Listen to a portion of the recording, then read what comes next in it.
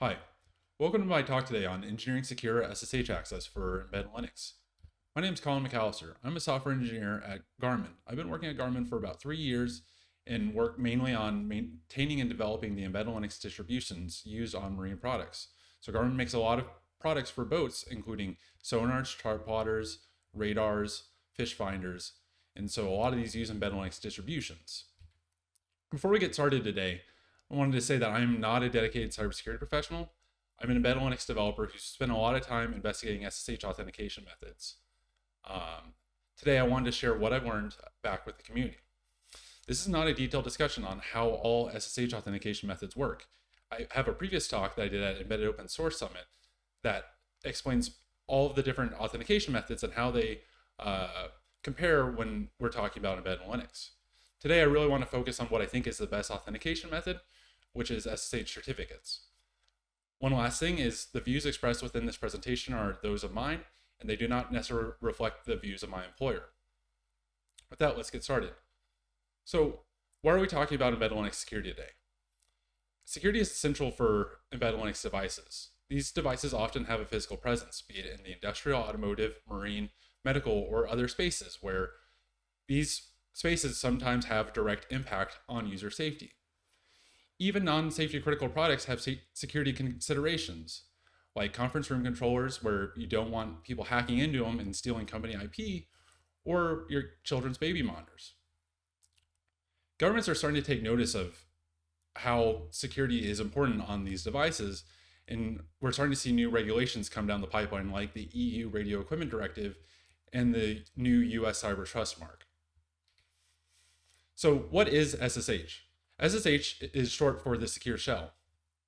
This description here is from the original RFC for SSH and describes how SSH is a protocol for secure remote login and other secure network services over an insecure network. SSH runs on top of TCP/IP and can be used as a basis for a number of secure network services.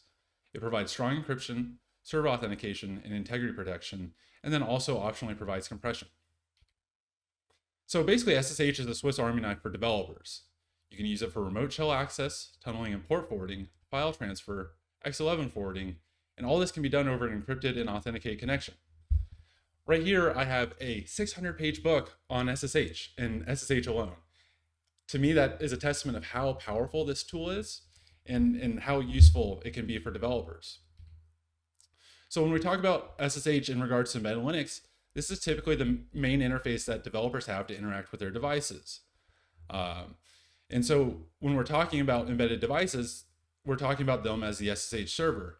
And so unlike most computers that use SSH, embedded devices may not have things like internet connectivity, correct system time, or timely software updates. So we need to consider these when we talk about SSH authentication methods. We can distill these down into a couple of requirements when we talk about authentication for embedded Linux. The solution must be secure and limit access only to approved individuals. We only want developers within our companies to have access to SSH, especially when we're talking about getting root level access on devices. The solution must easily scale to support many users and many devices as well.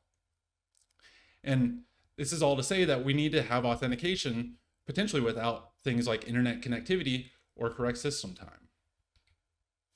So SSH out of the box supports multiple authentication methods. There's a couple methods that I would strongly recommend avoiding, which would be password, public key, and host-based authentications. You can refer to my previous talk on why these are bad methods and should be avoided at all costs when used on embedded devices. There's trickier methods like GSS API, or more commonly known as Kerberos, or PAM modules, but I think these are a little trickier to use in an embedded context, and so I will not be talking about them today. So instead, I will focus on what I think is the strongest method, which is certificate-based authentication. So what is certificate-based authentication?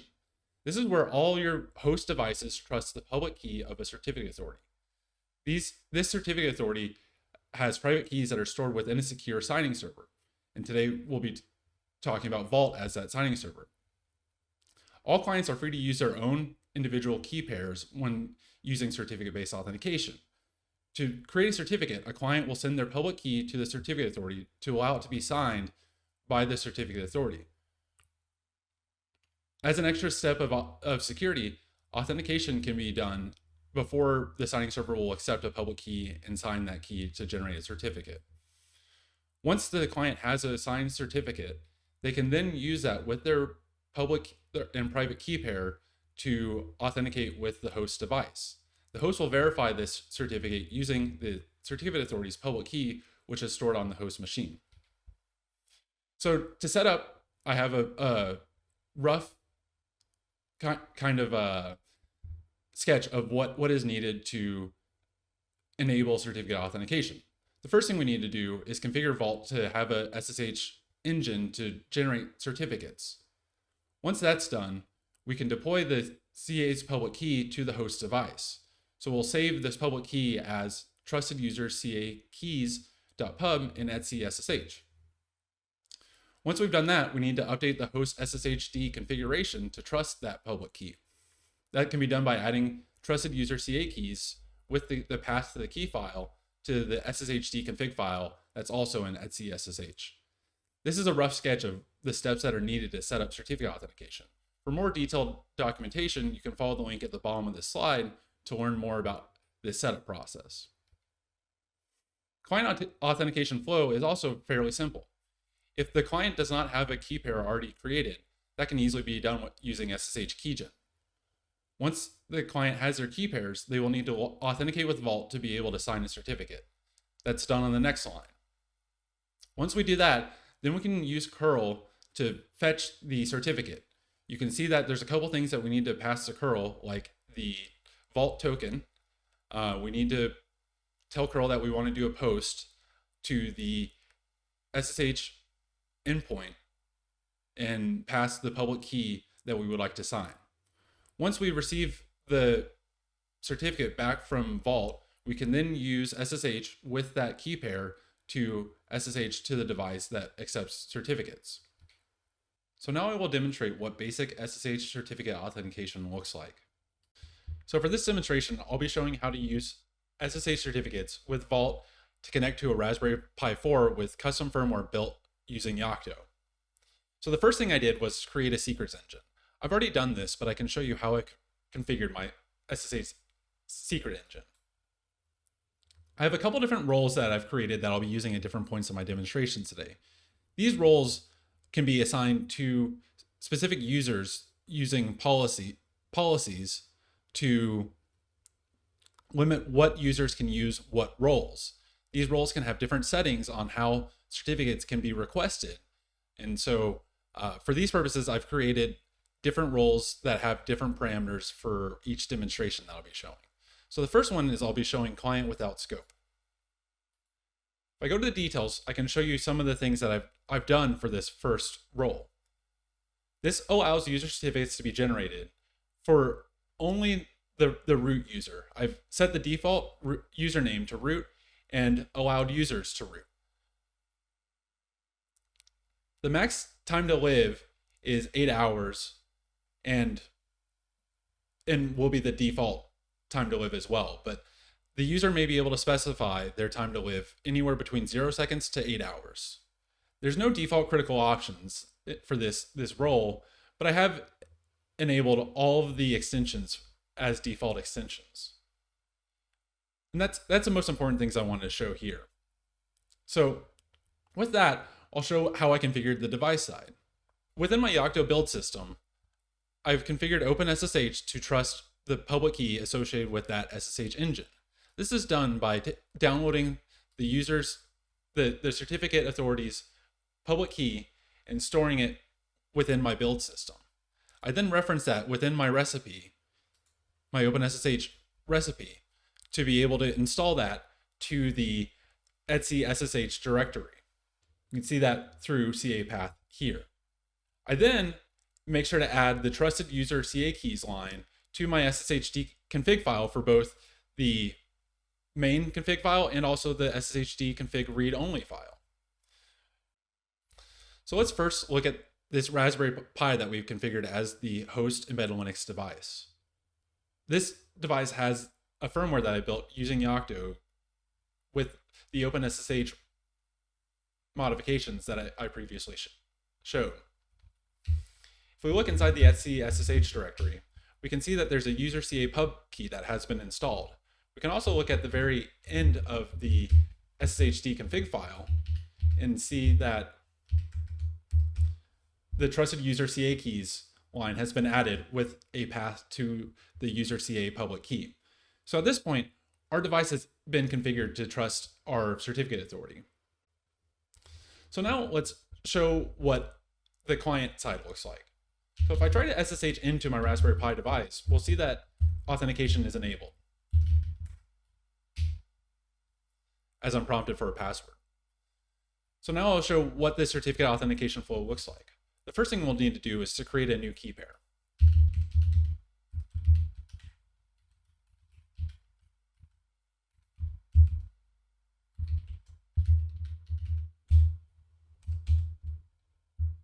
I've now created a key pair that exists in my local directory.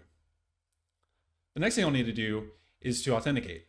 First, I'll source my secrets that I will need to authenticate with Vault. Then I will authenticate with Vault. I've created a wrapper to help me do this, but I will show you what it looks like. Essentially, all it does is exports my Vault address and my Vault namespace, and then it calls a Vault login operation using my username and secret that I've provided in my secrets file. So we'll now run that script. And we can see that we are now authenticated. So the next thing we need to do is to fetch a certificate. I've also simplified this by creating a signed cert.sh script that we can look at next. In this file, you can see that essentially all I'm doing is calling a curl operation to fetch a certificate from Vault and then storing that in a certificate file. We'll run this command next with the public key file specified. So now we'll see here that we have three key files. We have the private key, the public key, and the certificate. The certificate name is important because SSH expects certificate files to have a specific naming structure. It should be the same name as your private key, but with a -cert appended to the name and .pub as well. So you can see IDECDA -cert.pub has been created. We can inspect this file.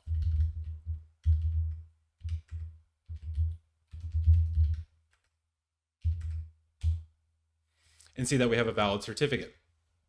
So we'll now try to use SSH with certificates to log into the Raspberry Pi. I need to specify the key that I want to use when I use SSH. And I have access to the device. So now that we've seen what basic SSH certificate authentication looks like using Vault, let's talk about the SSH certificate itself. Oftentimes you'll hear people refer to SSH certificates as signed public keys. That's because that's essentially all that they are, alongside some other important metadata. All this metadata can be seen using the SSH keygen command with the -L flag and the -F flag pointing to the certificate that you'd like to inspect. In this example, I've pointed SSH keygen at a demonstration certificate. We can see things like the type of certificate that we have, the public key associated with the certificate, the signing CA's key information, the key ID associated with the certificate authority, and the certificate serial number. We can also see the validity period, which is the time frame that the certificate is valid for, and principals, which specifies what users on the host device the certificate is valid for. As we've seen earlier, SSH certificates are configured in the SSH config file globally, so we need to specify what users on the host device the certificate will allow the certificate to be used for. There's also optional fields like critical options and extensions. Critical options limit access by options like force command, which specifies what command can be run when the certificate is authenticated. So in this example, bash will be called once the certificate has been validated. You can also specify source addresses, which will only allow the certificate to be used from clients with an IP address that falls within the CIDR block that's specified. There's also extensions that permit certain access once the certificate has been validated. There's options like permitting X11 forwarding, agent forwarding, port forwarding, permitting a PTY, and permitting user RC. It's important to note that whenever you're creating an SSH certificate that you'd like shell access to, you need to include the permit PTY flag. So now that we've seen what a SSH certificate looks like, let's look at using some critical options like the force command. So next I will show how we can use force command with a specific role. So I've created a client with force command role that we can inspect now. This is essentially the same role as the client without scope, except it has an allowed critical option, which is force command, and also has a default critical option as well. This force command is, will just echo, may the force command be with you. Now, we could create two different roles where, for one example, we have a default critical option and no allowed critical options, such that the force command will always be the default critical option. This could be useful if you want to have some users that can only run a specific command with certificates. However, for simplicity, I created one role that will do that if I specify no critical option, but also allow me to specify force command as well. So now we'll show what client authentication looks like using the force command. So I have two scripts I've created here, one that will generate a default force command and one that will let me specify a custom force command. First, I'll show what the sign cert with force command script looks like. Essentially, it's the exact same script as from the last demo where I just created a general certificate, except I'm calling the client with force command role for my SSH engine. So we'll run the script now.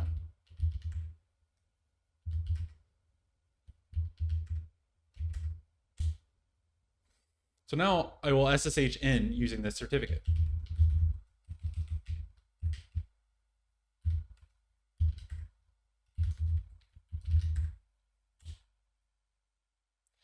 You can see here that because I disabled the permit PTY extension, there's no way, even if I wasn't using force command, that this certificate would give the user a shell.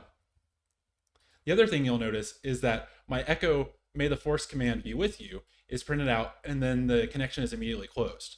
So this is a great way to be able to force certificates to only be used in a very limited fashion, which could be great if you have users that you may need to get information from in the field for one of your embedded devices. For example, instead of having the force command just be an echo command, we could do something like print out the dmessage logs. So I'll show that next with the sign cert with custom force command.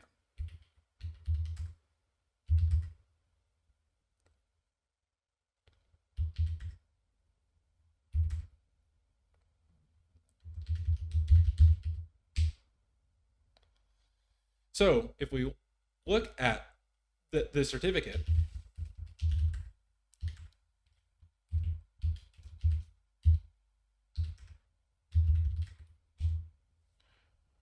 we'll see that the force command option is in the certificate alongside the message. So let's run SSH again.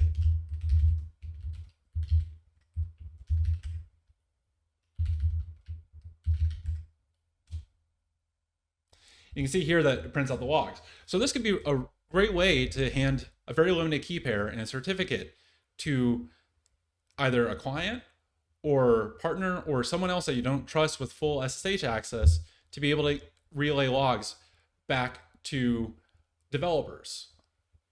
So now that we've seen how using critical options like force command can be useful when using SSH certificates with embedded Linux devices, let's talk about the main constraint that these devices have when using SSH certificates. Devices may not have reliable time due to a number of reasons. The device may not have a battery-backed real-time clock, or it may be inoperable due to some hardware issue on the device. Devices can get the correct time using GPS or internet connectivity, but that may not be supported or can't be used once again due to some hardware issue. In any of these cases, authentication will fail if the device's system clock incorrectly falls outside of the validity period, causing the certificate to be rejected. We can get around this by disabling the validity period checking within SSHD by removing the following lines from sshkey.c within the OpenSSH source code. A link to my patch doing this can be found in the left-hand corner of the screen, and the code that's removed can be seen on the right side. If we disable the validity period enforcement, certificates will now always be valid. This is problematic because it leaves certificate authentication, roughly equivalent to having public-private key authentication where all of your devices trust a single key pair. If that private key and a certificate were to get in the hands of an unauthorized third party, then they could use that certificate along with a private key to be able to access any device that trusts the certificate authority that that certificate was signed with.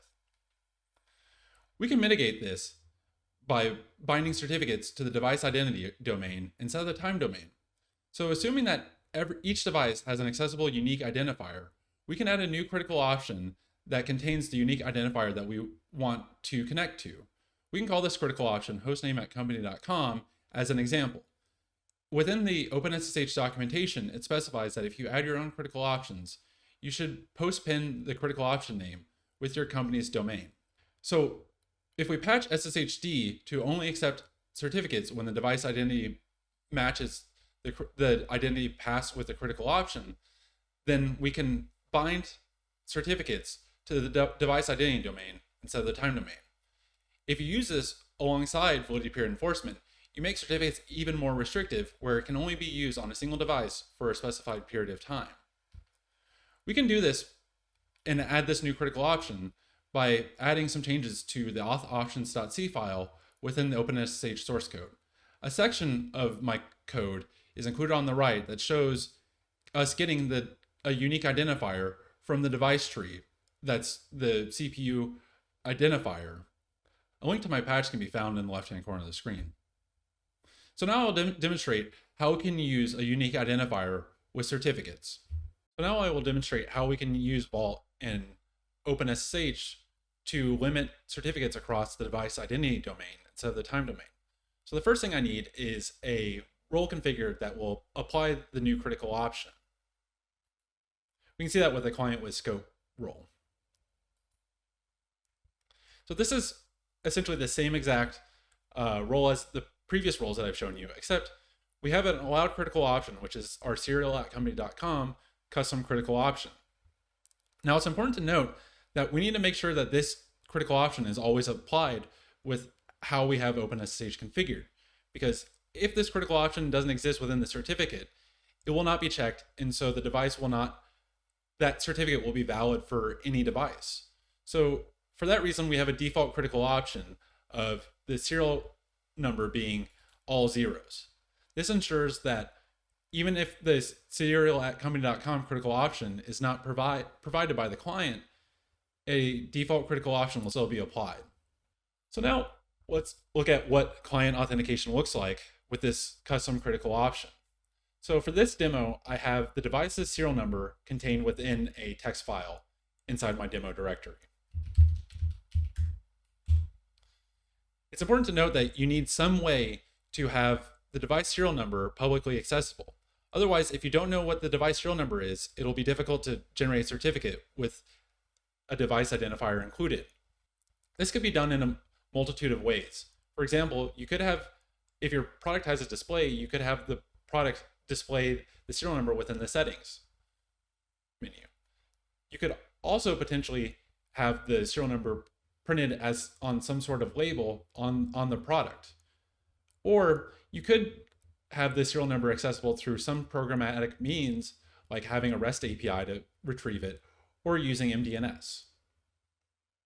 So for my helper script this time that I will use to sign a certificate with the device identifier, it's essentially the same, except I do also pass a critical options object within my data that I pass to Vault that contains the serial@company.com critical option alongside the device identifier, which I pass as the second argument to this script. So we'll now call this script.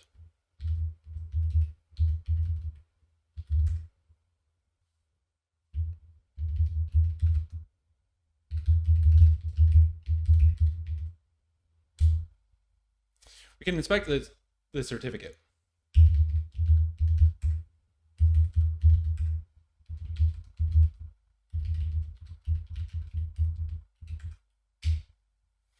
Since my host version of SSH has not been patched to accept this custom critical option, it'll be shown as unknown by SSH keygen. since our host device is configured to trust it, we can use SSH with this critical option.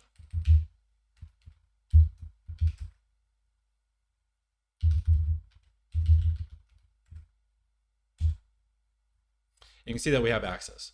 Now, alternatively, let's try getting a certificate for a different serial number. So instead of this, let's add an extra 0 to the serial number. If we try to SSH again, we'll see that we get prompted for a password, meaning that certificate authentication failed. So this is essentially all that we need to do in order to limit certificate authentication. So now that we've seen how using custom critical options can help us get around some of the constraints that embedded Linux devices have when using SSH certificates, let's conclude. It's very easy to configure hosts to trust a single certificate authority's public key. We can change that key by using firmware updates to add a new public key to the device if we ever need to change the private key on our signing server. The CA's private key being stored within Vault ensures a strong level of security because that private key can be securely stored within a secure enclave. We can also require authentication to obtain certificates and can audit each user's certificate signing operation.